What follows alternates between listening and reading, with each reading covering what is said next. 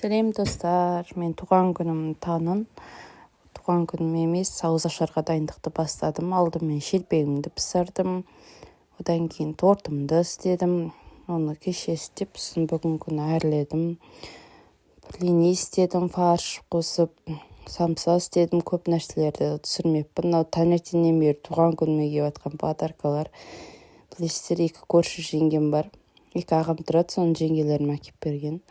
Өстіп, әрбір нәрсені түсіруге уақытым болған жоқ.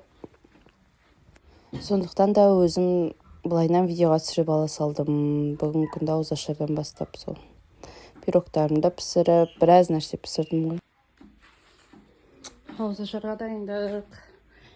Қазір тағы 1-2 түрлі салатымды қоям. Сонымен дайынмын. Туған күнімде ауызашар беріп, салат жасайын деп жатырық.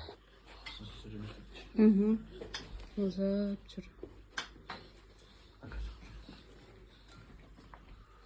Шақырған адамдардың бәрі түгел келіп, фотоға түсіп, әңгіме айтып, біраз манты істедім ауызашарға. Етті турап отырмасын деп. Бала мен де фотоға түсем деп, бұның артынан фотоға түсіп.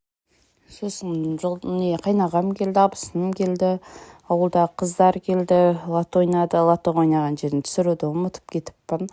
Ол кісілерге де манты істеп, бір үстелімізден тұрып, біраз лотоларын ойнап, әңгімемізді айтып, біраз отырдық. Түнгі 12-де кісілер келді, нағашым мен жеңгем. Ол кісілер келіп қуантып бізді.